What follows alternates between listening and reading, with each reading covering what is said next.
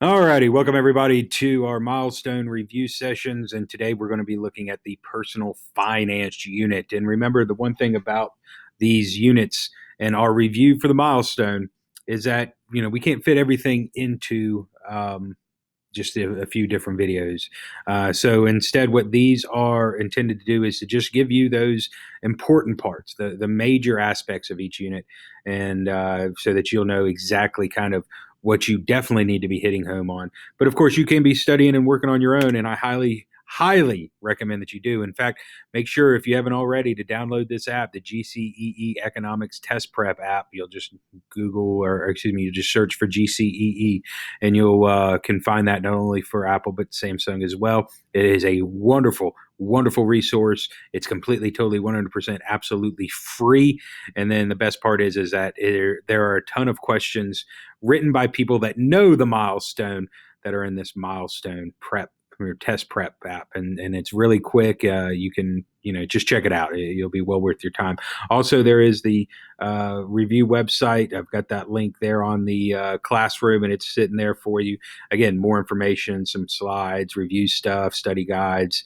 You'll have videos, all that stuff. So you should be studying. You should be preparing and filling in whatever gaps you may have on your own. And of course, as always, ask your teacher if you have any questions. But with that in mind, we got to go ahead and start doing some personal finance stuff here. And what I want to do is just kind of break through the questions or break through the standards. We'll look at a few questions and we'll kind of rock and roll. So the first standard, SSEPF 1, tells you to apply rational decision making to personal spending and savings choices. That's something you should be able to do.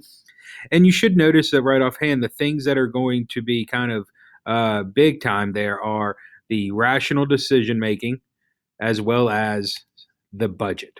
Okay, so you need to understand how a budget works, and you also need to understand rational decision making. So, with that in mind, let's go ahead and take a look at this sample question here. Williams' budget showed you that.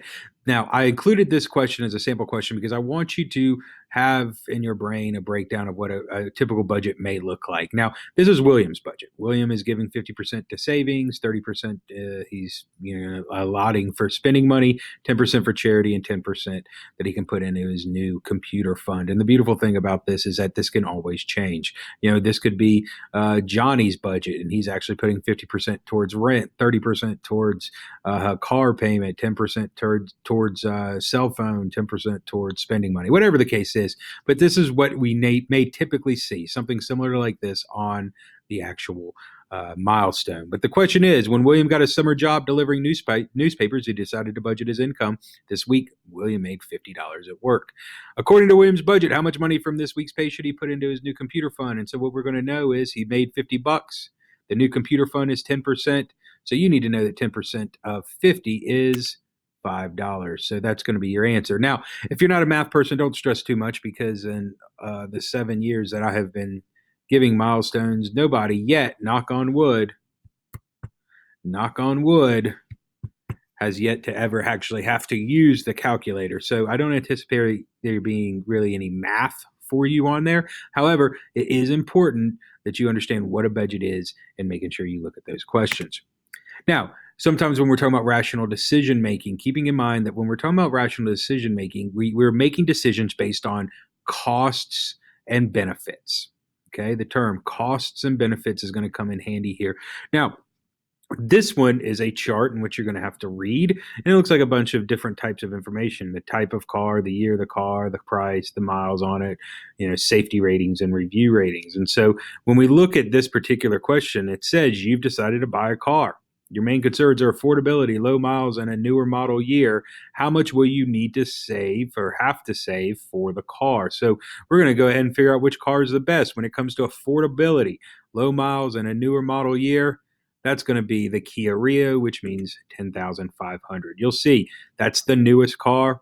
You'll see that the price is the lowest out of all of them, and it's got the lowest number of miles. Now, these two are better rating, and some people may say, well, that's going to be in hand. That could be key. Well, it depends what your perspective is. If it says you wanted the safest, most reliable car with the best reviews, the Volkswagen Jetta may be your best option, but that's not what the question is telling you you're interested in.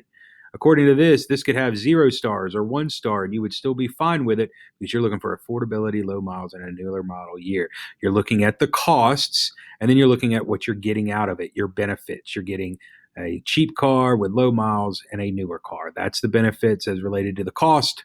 So because benefits outweigh the cost, you will end up buying this car. Then we got into this. Tasha's mother rewards her for $5 for every A she gets on a report card. What kind of economic concept is this an example of? Now, again, this is in a different standard and a different unit, but a lot of times when we talk about making decisions and we talk about these types of personal finance stuff, incentives have worked their way in before. So I want to make sure you understand that when Tasha giving her child, or when Tasha's mom is giving Tasha $5 for every A, we call that a positive incentive. Okay, that's a positive incentive. That is a reward. The two possible answers that you need to know here are either positive or negative. So when we talk about positive incentive or negative incentive, what we're talking about here is actually we're looking at a reward or a punishment. Okay. Now, Tasha's mother is rewarding her $5 for every A she gets. So, guess what? That's a positive incentive. We are trying to get this type of behavior repeated. So, we're going to reward that behavior. This is the same as, hey, come to school, keep a C average in all your classes, and don't have any ISS. And if you're a senior, guess what? You get to exempt your exams. That's positive incentive. If I said, if you don't come to school on a regular basis, if you don't have a C or higher, and if you do get ISS, then guess what? That means we're going to kick you out. That's a penalty. That's a punishment. That would be a negative incentive. So make sure you know the difference between positive and negative incentives, but understand reward, punishment. Positive reward, negative punishment. The incentives. All right, now that brings us to standard 2. Explain that banks and other financial institutions are businesses that channel funds from savers to investors. Looking again at the things that you need to know. You need to look at to be able to compare services by different financial institutions, banks, credit unions, payday lenders, title pawn lenders. You need to understand the difference between interest charged and interest earned. You need to be able to give examples of the direct relationship between risk and return. We'll get to that. And then you're going to evaluate risk and return of a variety of savings and investment options. You got to look at savings accounts, CDs, retirement accounts, stocks, bonds, and mutual funds. So a lot of different stuff packed into SSEPF2, but let's take a look real quick at the different types of lending institutions. And again, read through these on your own. Make sure you know the difference between, for example, a bank where you have advantages such as it's very familiar, it's widely available, you get a whole bunch of different needs met for you. But at the same time, credit unions are going to offer a lot of that, but not everything. So make sure you understand the advantages. You're going to get the lowest interest rates in a credit union. You're going to be basically a shareholder within that credit union, and you're going to have typically better customer service. However, they are smaller than banks. They may be hard to access if you're leaving the community. They may not have all the bells and whistles that all the other banks are going to have. So a credit union is going to give you better customer service and better lower interest rates, but they may not be able to give you all the different types of things that you could do with a bank. So understanding the difference between credit union and a bank. Same thing when you bring in payday lenders. Now, payday lenders, short-term loans given under the agreement, the loan will be paid when the customer gets their paycheck. So basically, loan me some money until payday. That's what a payday loan is. And you'll notice some of these signs on this: no credit checks, same day service, get $100 to $500. They're automatically getting you. And excuse me. That's an advantage if you don't have bad credit or if you're in a bind and are working paycheck to paycheck. The disadvantages that you may not understand or you need to understand is that there's going to be a lot of hidden fees associated with this. Very, very high interest rates. You don't really, it's not like you're taking out a loan that's going to help your credit. So payday loans tend to be sometimes referred to as predatory lending because hey, anybody can get in here and borrow $100 to $500 really quickly, but at the same time, you're going to be paying a lot of interest, and it's also going to really not help your credit in any major way. Take a look at some of these political cartoons. Truth in Advertising is what this one's called. You'll see the guy holding this sign outside the payday loan racket which says, "Get screwed. We promise to take advantage of your lack of financial sophistication for cash. Will make your life hell." Rates that would make a Chicago loan shark blush. So this is kind of giving you the idea right here that this person is obviously not in favor of payday loans. Other things, payday loans. The good news is that I got the loan, and you'll notice there's that shark sitting in the back. That's kind of like a loan shark. Arm and a leg is what that's costing this poor guy to get the loan. If food banks were run by payday loans, this is what this next political cartoon is titled. It says, "Hey, we'll let you have a couple of spuds, and in 2 weeks' time, you'll bring us potato gratin for 6." Well, that's kind of how a payday loan works. Hey, we'll let you borrow $500 now, but in 2 weeks, you owe us $800. Right? It's a big interest rates that are being charged in these payday loan companies, which brings us to this question. Consumers have a number of options when obtaining a loan. Financial institutions range from banks to payday lenders, and loans range from long to short term. Now, you should know that. Loans range from long. For example, some people take a 30-year loan to buy a house. Short term, some people just need a short term loan to last you a few months. One type of short term loan is called a title pawn loan. Which statement best describes why these types of loans should be avoided if possible? A, B, C, or D? You can pause it now if you like to think it over, but the answer is D. When you have these title pawn loans, what that means is I'm going to basically pawn my title to you. So a vehicle title must be provided in exchange for a loan, and people can potentially lose their vehicles if loans are not paid back. That's the problem with these types of title pawn loans. And this is where I have title pawn lenders listed for you. Loans given in exchange for collateral, usually a car or a piece of property. And you may see signs like this all around. Cash today, get title back now, all that good stuff. Those are title pawn lenders. And the problem with that is you can get a short-term loan, say for $800, but you may be putting up a car worth several $1,000s. And if you don't pay back that 800, you lose that collateral, that car. And that's a very risky thing, obviously, but it's also not very helpful. So these types of things should be avoided, but they are there for people who need short-term cash in an emergency. And again, I have advantages and disadvantages there for you. Make sure you read through those. Now let's take a look at this question, because one of those things in the standard did say the return and risk, or risk and return.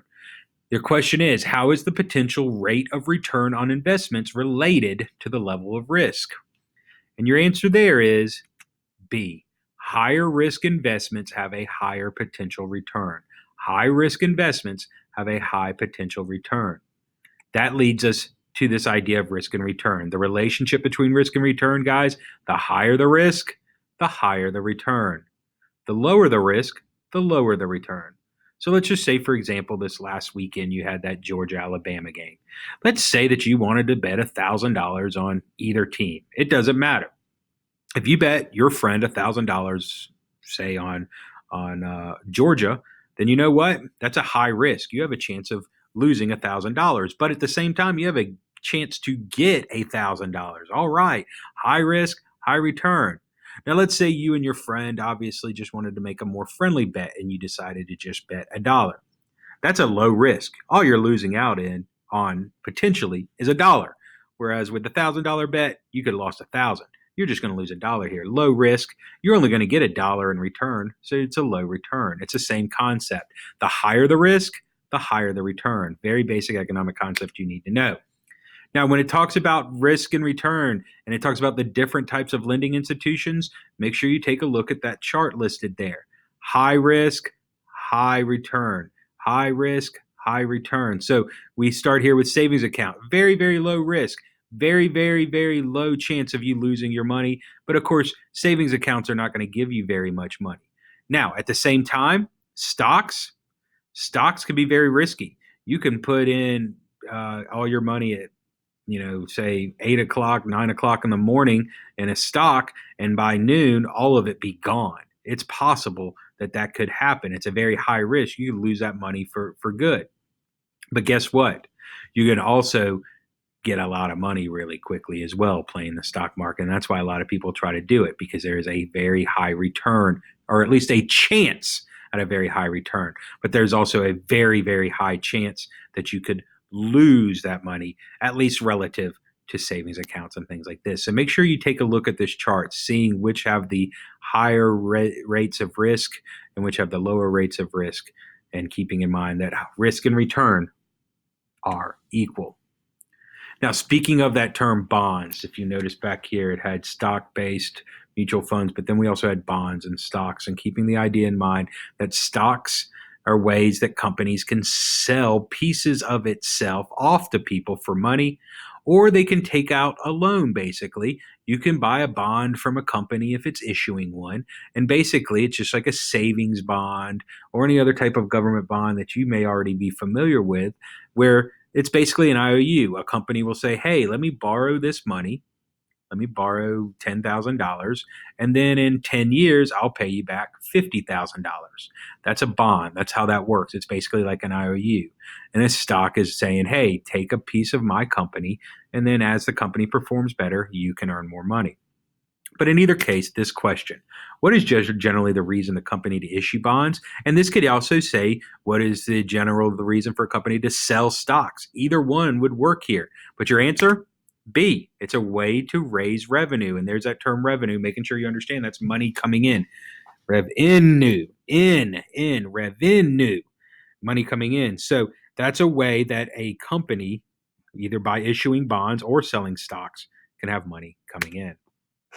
Take a look at the third standard, SSEPF 3. Basically, what we're looking here at these types of taxes: progressive, regressive, or proportional tax. We need to see how taxation can have an impact on an individual's spending and savings choices, and make sure you understand what taxes are. Tax is a required payment to a local, state, or national government. Basically, guys, this is how the government pays for goods and services. Remember those terms: public goods, things like roads, bridges, highways, law enforcement, national defense. All that good stuff is paid for by the government. And where does the government get their money from?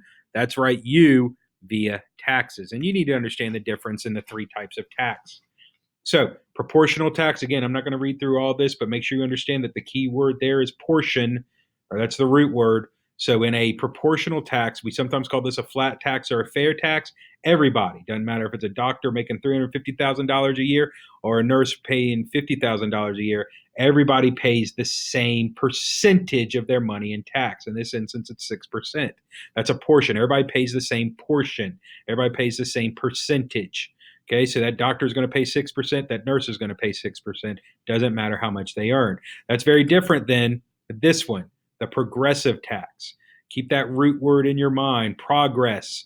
Progress. The more you progress, the more you will pay in taxes. So the example here is a federal income tax, or even a state income tax would also work. So this doctor who's earning $350,000 a year is going to pay 20% of his money in taxes. The nurse who's making $50,000 a year isn't going to pay as much on his taxes. He's going to be paying 10%. Okay, so this doctor has progressed more, is earning more, so they will pay more of their money in taxes. Well, the nurse hasn't earned as much money, so they're not going to pay as much percentage in their taxes. That's how a progressive tax system works. You'll see this is the tax rates over the course of about 100 years. This is the tax rates. How much of their money were they paying in taxes, depending on how much they earned. Again, the blue is the lowest, the lightest blue is the highest earners. So you'll see higher earners are always paying more over time than the lowest earners. Okay. And of course, over the term of the Great Depression, you'll see that the highest earners were paying over 90%, about 93% of their money in taxes. What does that mean? That means if they were making $1 million that year, guess what? They gave $930,000 to the government. That's what the highest earners were paying, over 93% during the Great Depression. Then over time, those tax rates have fallen across the board. But again, the highest earners are still paying more than the lowest earners. And these are the tax brackets, again, to show you in 2018 how it works. The highest federal tax rates, again, this is federal, this doesn't even include state, for the highest earners in the United States is 37%. So you make $500,000. What does that mean? That means that you are paying about, roughly, what would that be? That'd be $180 something thousand in your money to taxes, right? Whereas you're only paying 10% of your money if you're making less. So the more money you earn, the more you will be taxed. And again, all those 40% sounds pretty high compared to Sweden sitting at 57% tax rate in 2015. 40% isn't too bad. Then let's look at regressive tax, guys. Regressive tax, the thing that you need to understand, this is a sales tax. The percentage on income paid in taxes decreases as income tax. So what we had was a proportional tax rate where everybody pays the same. Progressive, where higher earners pay more. Regressive, lower earners pay more. Okay, so keep that in mind. The federal personal income tax is an example of what kind of tax I just told you. The example is a progressive tax. You need to understand that. You need to know that personal income tax, the federal one, the one we have right now, is a progressive tax rate. Then you have an example like this. Illinois has a 3% state income on all earned income. Georgia has a tax rate starting at 1% to 6% on all earned income. What type of tax does Illinois have? You need to be looking at this, and it should tell you. Illinois is a 3% on all income. It doesn't matter how much you make. You make $1 million, you make $10,000 a year, you're paying 3%. Well, if everybody's paying the same, that of course means that it is proportional. Okay, that is a proportional tax rate. And you should therefore also assume that Georgia probably has a progressive. Now let's look at this standard. Evaluate the costs and benefits of using credit. Now this was a big thing that you had in your work last week where you were supposed to be looking at the 3 C's and understanding the types of issues when it comes to credit and how that works for you. Listen, guys, the basic thing when it comes to any type of credit, and this could be a personal finance thing, it works for the Milestone, but it also works in life. We should spend only what we earn and avoid borrowing. Let me say that again. You should spend only what you earn and avoid borrowing. However, there are times when you do need to borrow, and it is important to have credit. All right. So don't be scared of credit, but at the same time, be willing to use it wisely and spend only what you learn. I know that's a crazy concept. Now, again, I'm not going to read through the 3 C's. You can do that, but make sure you understand that when they're looking at you, if they're going to give you a credit card, they're going to determine if you're worthy of credit. They're going to look at your character. Do you have a job? Have you used credit wisely? Are you a good person? Are you in jail or not?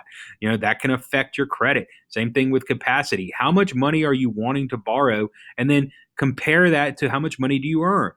You know, if you make $500,000 a year, okay, you probably could borrow $50,000 and pay it back. But if you make $75,000 a year, it's going to be really hard. It's going to be harder to borrow that $50,000. So they may not be as likely to give it to you. They still may, but they may not be as likely to do that as well, depending on capacity. And then, of course, collateral. What can they get from you if they can't pay it back? If you can't pay it back, do you have a car? Do you have property? Do you have, jewelry? Do you have something of value that you can put up? Because they're going to make sure that they're going to get their money one way or another.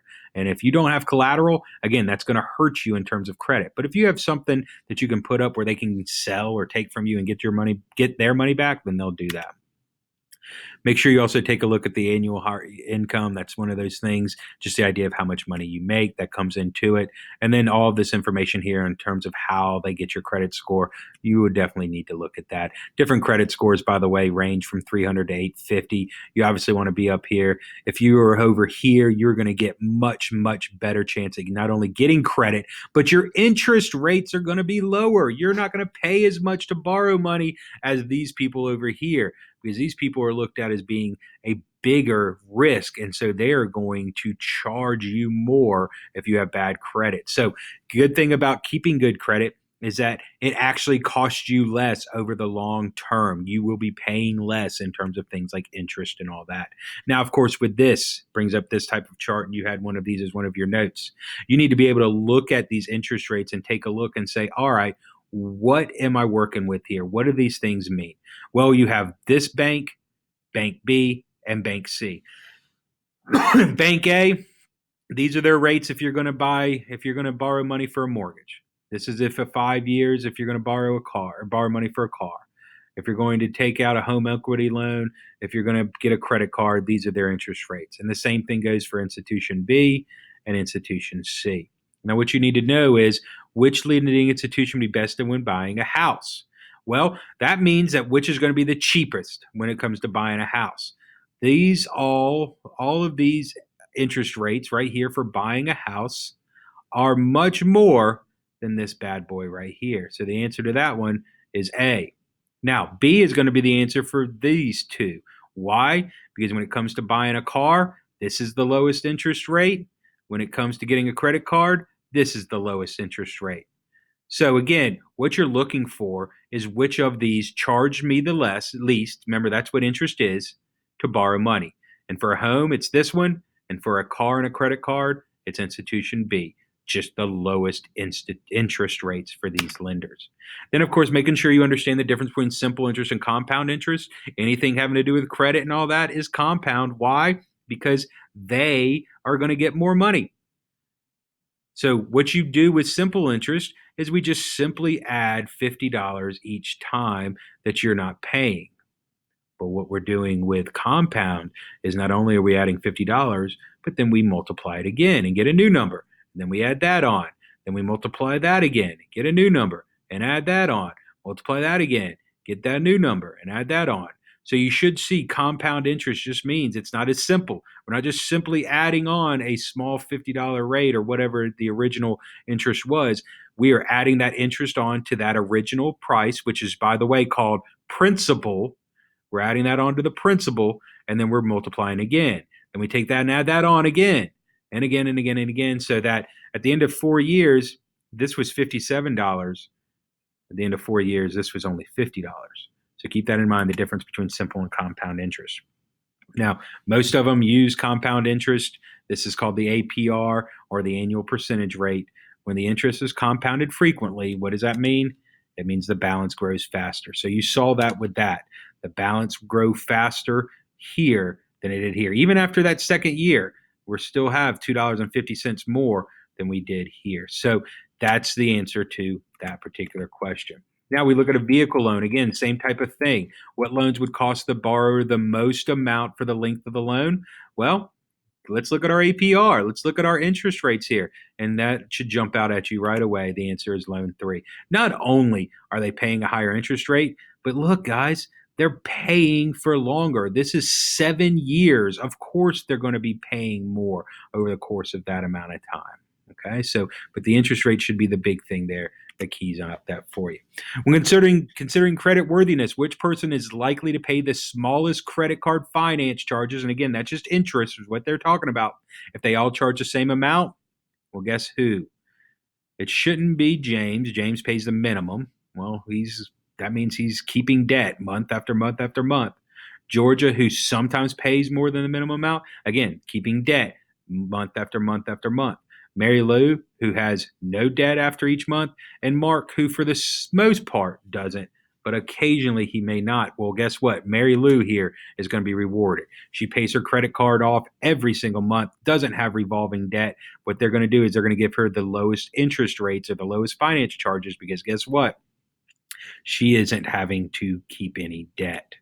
Then we have this standard here, SSEPF 5. We're going to look at insurance. And basically make sure that you take a look at these standards. It tells you to be able to list and describe various types of insurance. And then you look at costs and benefits. So when we talk about list and describe, they're the ones that the standard says to look out for. Automobile, health, life, disability, and property owners. Make sure that you take a look at that, because that's pretty straightforward. Automobile is obviously for a car. Health is obviously for your doctor's visits. License in case you die. Disability in case you can't work. You can get disability insurance so that you can work and still earn money. And then, of course, if a tornado hits your house or a flood or a fire or anything like that, you want to have property or homeowners insurance. Make sure it says to list various types of insurance. Make sure you know that these different types. Same thing over here when it talks about costs and benefits of different types of insurance. Listen, there is a cost associated. Insurance is one of those things that you never want to use, but you're glad if you do have to use it. So sometimes, though, you're paying for insurance and you'll never have to use it. That can be a waste of money, and it can be expensive. Health insurance can be extremely expensive. But again, if you need it, you want it, but there is a cost associated. The benefit, though, hey, you do get benefits if you need it. If you're in a car insurance, you can get your car fixed without costing you as much. Health insurance won't cost you as much to go to the doctor. Benefits businesses who are offering these types of insurances, and then insurance companies obviously are benefited because they're getting your money. So there is a cost and benefit with this type of stuff with insurance. Now, speaking of, let's give you some sample questions. What is the primary purpose of insurance?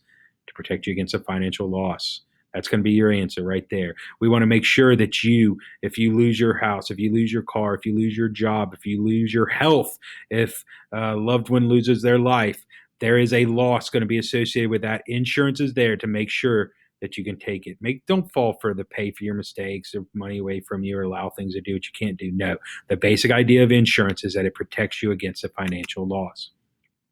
Now, we have a couple of charts here that I want you to just take a quick look at. You can pause it right here if you like to just kind of soak it all in. Okay, so we have the four different types of insurance or annuities, and what an annuity is basically that language isn't in our standards, but it's here on this chart. Annuity just means, hey, you get a yearly amount. And so according to this chart, all of these factors to consider when purchasing insurance and earn annuities, except so basically when you get a question like this, all you're needing to do is take a look at your answers and see if it fits into the chart somewhere. Payout options, is that on there? Yeah. Okay. Purpose for buying? Yeah, it's there on the chart. Taxable contributions and payouts? Are these benefits taxable? Tells you that. Does it say anything about your age? No. So that's why the answer is going to be that. It's going to be C. There's nothing about age on this chart. And again, that's a question that if you get, it might seem overwhelming, guys, but it really shouldn't be. Just look at the chart, take a deep breath, read, and you got this. All right, now this question also uses that chart. Evan has many questions about life insurance and annuities. Which of the questions cannot be answered using the information given on the chart? How will there be money paid out? Does that have on there? Yep, forms of payment. Single sum, single sum, single sum, single sum, lifetime income. When will the money be paid out? Yep, it has it right there. How much should I invest in an annuity? I don't see that. So there you go. That's your answer. It's not there. Are there taxes on the life insurance benefits? Remember, that's already listed there as well. So again, don't freak out about a chart. If they have a chart, that means the answer's here somewhere. Just take a deep breath, think about it, and knock it out. Now, I threw this question in for you just to make a look at it. Again, I don't anticipate you getting this, but this is something that you can maybe throw in just into your nugget of, or to your brain for a little nugget of knowledge. And again, the answer is CDBA. You were just hired at a job. Part of your employee orientation is to fill out your health insurance forms. Those are always really fun, by the way. Your job offers you 3 different healthcare insurance options. Listed below are the steps necessary. So put them in order. You need to look and read about the 3 different ones. Then you look at the different options of those insurance and see which ones fit your need. Then what you need to do is determine which one fits your needs, and then you sign up for that health insurance. CDBA. You may want to take a look at that on your own. Last but not least, the standard 6. Describe how the earnings of workers are determined in the marketplace. Identify skills that are required to be successful, including being positive and using good ethics. You need to be on time, use your time wisely, be willing to work with people, communication skills, and good character. Again, this is kind of common sense, guys. You should know what people are looking for when they're hiring them. They're not looking for people who can't talk, people that are going to steal, people that show up whenever they want to. That should be a standard for you. Same thing with this. Regain the investment in education, training, and skill as it relates to future earnings. Guys, all this is telling you is keep in mind, this is a state test put out by the State Department of Education through its state schools. They are going to want you to know the better the education, the better the training, the more you will earn and the better your life will be. So let's look at this sample question. Earnings and employment rates by educational attainment. Again, looking at the chart, you should be able to know this stuff already, but you can look at the chart because the answer is there anyway. What can one assume by the information presented in the graph? Your answer is D. The highest unemployment numbers are for those with less education. And you can see less than a high school diploma, much higher unemployment rate than people who are more education. The more education you have, the more employable you are. And again, that shouldn't come as a surprise that the more education you have, the more employable you are. Doctoral degrees earn the most money. That sounds good, but not necessarily. Professional degrees, things like MD degrees or attorney being an attorney, those types of professional degrees are typically going to earn more than somebody who may have their PhD, say, in art. But again, professional degrees earn more. Employment is guaranteed for those with more education? No. Employment's not guaranteed. You can still, again, be unemployed with the highest education. Again, you may have a PhD in 19th century Japanese art. You may not have a job, so you may be unemployed. There's no correlation between education and income levels. Of course, there. A correlation, of course, meaning a connection. The higher your education, typically the higher your income. So the answer there was D, though. Got some more sample questions there for you. Feel free to check those out if you so desire. They're on that PowerPoint slide. And again, I just wanted to show you the important stuff and talk you through some things. If you have any questions, make sure you ask your teachers. We have about a week left before this milestone. Read through the stuff, hit up the important things, look at your study guides, practice those questions on the website. Do your best. You've got this. Take care of yourselves.